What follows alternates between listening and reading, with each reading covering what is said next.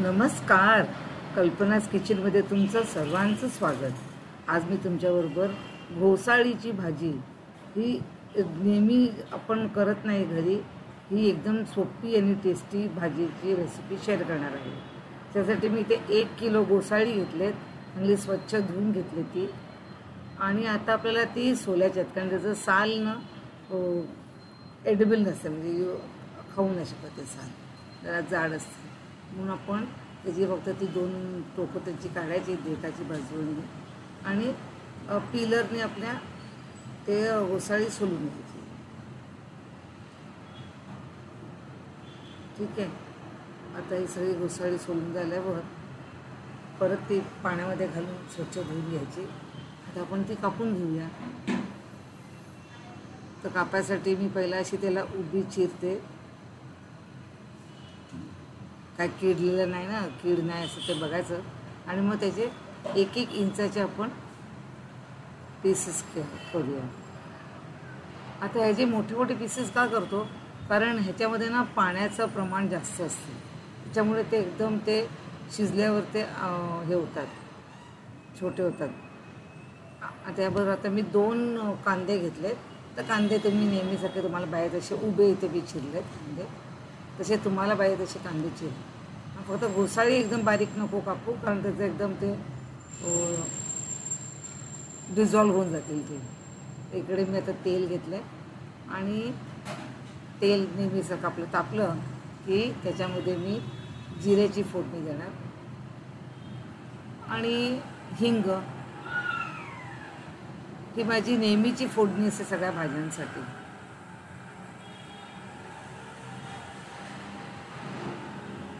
या फोडणी चांगली झाल्यावर त्याच्यामध्ये आपण ते 2 कांदे होते ना चिरलेले, ते घालूया.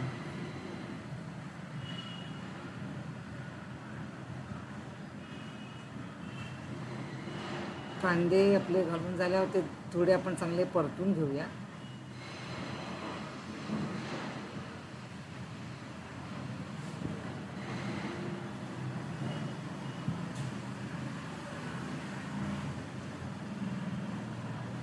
आता त्याच्यावर ते कांदे चांगले जरा एकदम का आपल्या तळायचे नाही आहेत. हे नुसते मी लाईटली परतून घेतलं, आणि ते खाली त्याचा बेस ठेवला, बस पसरून ठेवते, आणि त्याच्यावर आपण ती चिरलेली घोसाळी घालूया.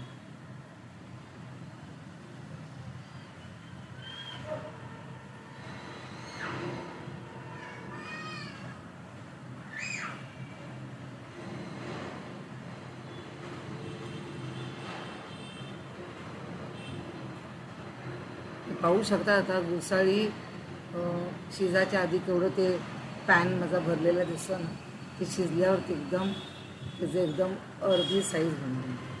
आता इकडे आपण हळद, मिरच्याची बुकी, आणि धणे आणि जिरं ह्याचं मी पावडर करून ठेवलेली असते, पण मी जास्त नाही करत, कारण ते ताजी खायला त्याची चव चांगली लागते. तर धणे जिऱ्याची पावडर ही मी नेहमी करून ठेवते माझ्या भाज्यांसाठी. गरम मसाला वापरत नाही भाजीसाठी. आता मीठ.